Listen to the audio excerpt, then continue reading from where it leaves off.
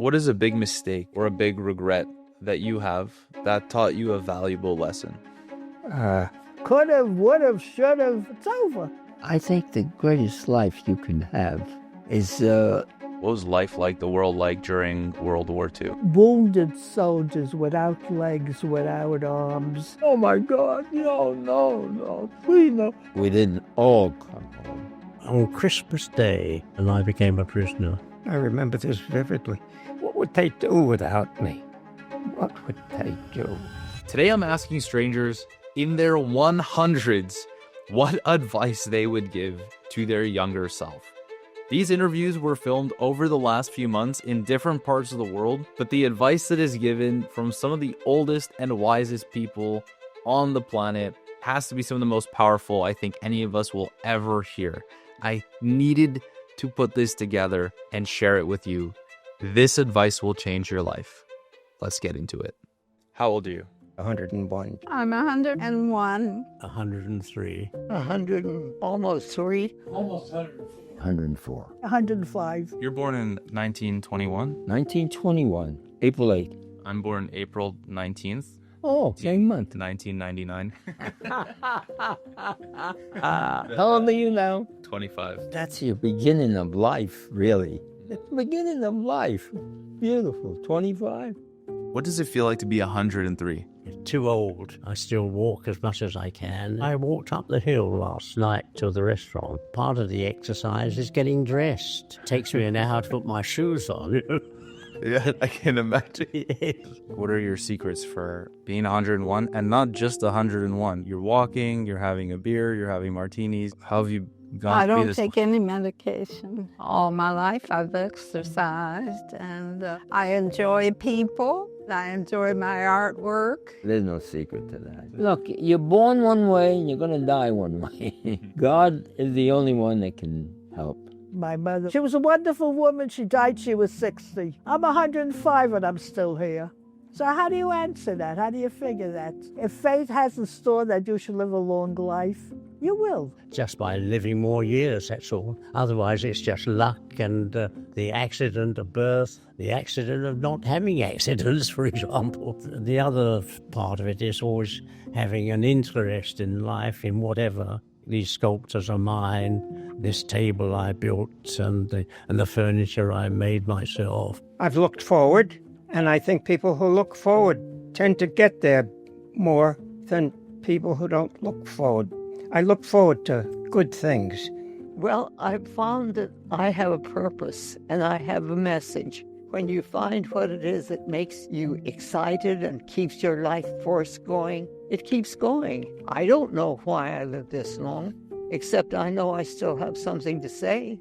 What was life like, the world like during World War II? Every day there was something that was scary, something that had happened. The world was broken. It was totally broken. If you want to be depressed and if you want to cry, go to the vet's hospital. Wounded soldiers without legs, without arms. Where they lay like this and they wait for someone to come to see them. They were healthy before they went into the army. We fought for the country when you're strong. But what happens when you're not?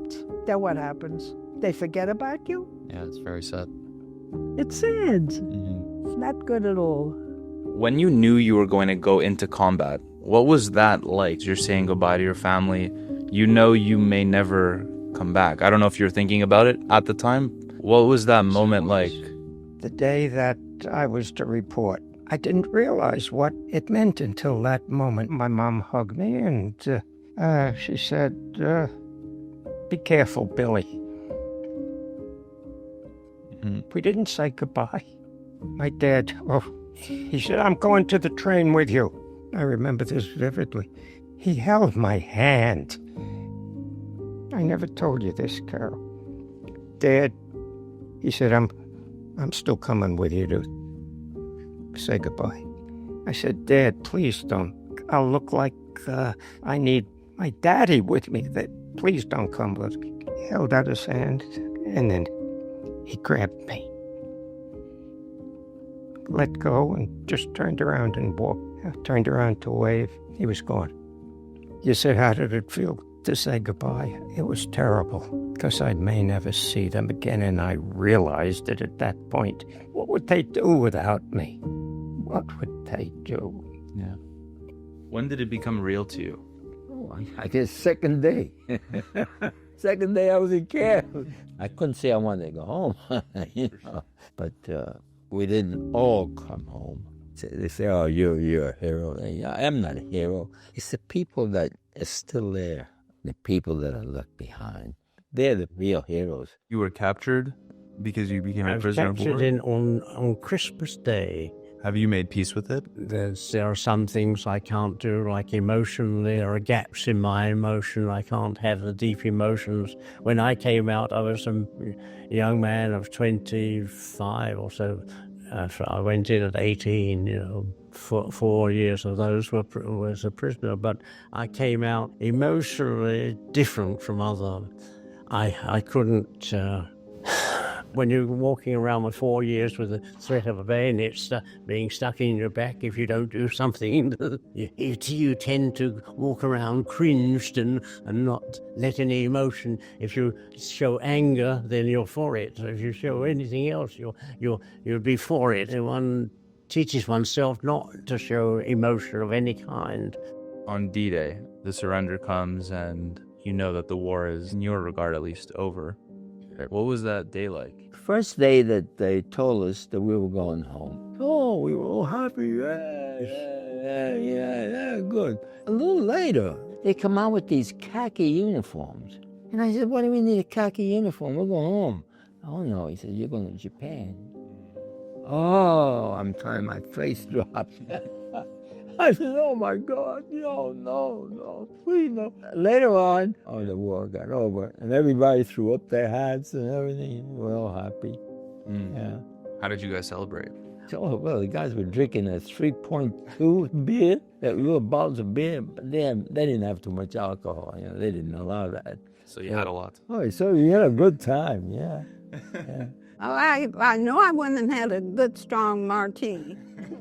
When war's in, that's such a blessing, because young men and women too were just dying for somebody else's reason. I hope we don't have another World War. Work it out, talk it out, do something, but don't go to war. Ones in the First World War, millions of men slaughtered in that war. Only 30 or 40 years later, we started another one.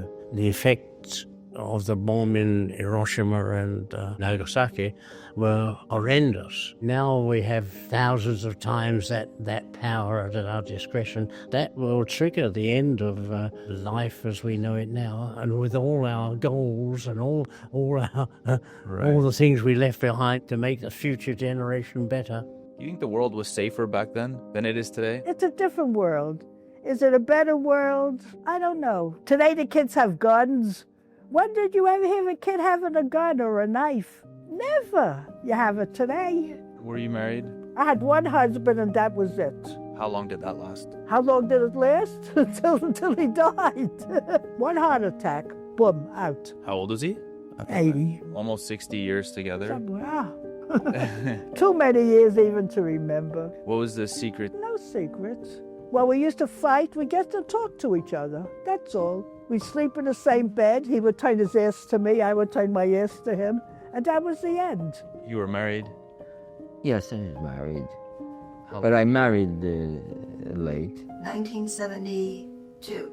You're 51, I guess. Yeah. How long were you guys married for? 49. 49 years. And she's dead now. She killed herself in an automobile accident. Oh, wow. I'm sorry. Recently, too. Oh, wow. I'm sorry to hear that. She went out to get me some kind of medicine, before I just come out of the hospital. And she got into an accident. That was it. Oh, well, I'm sorry to hear that. That's all right. We were one person. I love my wife. Can you define the word love? That you like beyond comprehension this person, and you know it, you feel it, you have a common purpose, you like the whole person, every part. After interviewing over 1,000 people about what makes a great life, one lesson keeps coming up. Do something of your own. But where do you start? For a lot of people, and myself included, it's with a website. Now, the sponsor of today's video, Odoo, is a business software platform with a website builder that actually makes the process simple. No need for any coding experience. Websites like these are perfect for people who want to get their ideas out there fast and done professionally. They even give you a free custom domain for a year with unlimited hosting and support, which I've actually never seen before from another company. Odoo even has AI integration built in, so it can write or reword your website copy in just a few clicks. It took me under 10 minutes to build this, and I think it's pretty darn good. So if you've been meaning to start that thing, this is your sign. Try Odoo for free by clicking the link in the description below.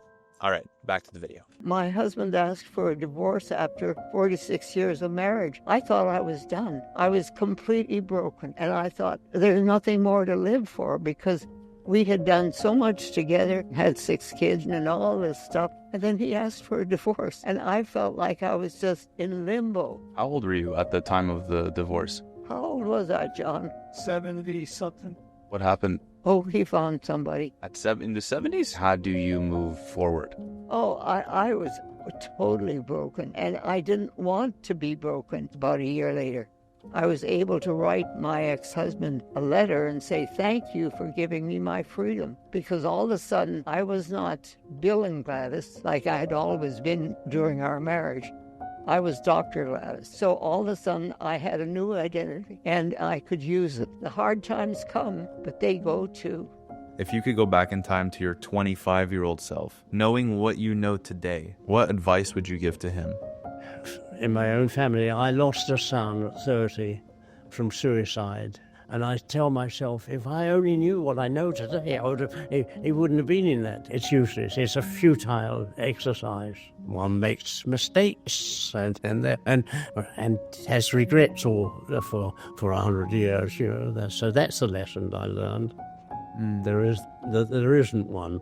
I would never get married when I was so young, because what the hell was my hurry? I was 19. I had a baby when I was 20. What was my hurry? I would have waited. I have no regrets. They don't go for it. It's done. It's over with. It's finished, you know. Could have, would have, should have. It's over. I'm pretty well satisfied with most of my life. I don't think I made big mistakes. I treated everybody in the manner in which they would like to be treated all the time.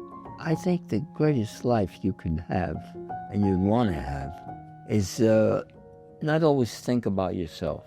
You should think about other people. I think I've had a good life, a very good life. Yeah, I enjoyed life. Why I play the saxophone. Why do we laugh so little when we get older?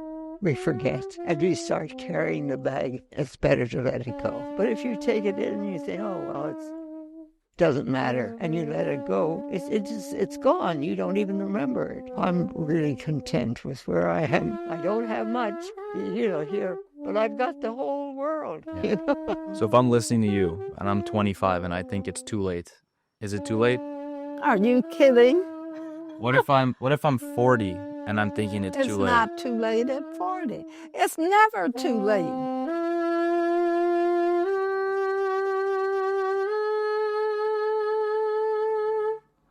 Isn't that beautiful, too?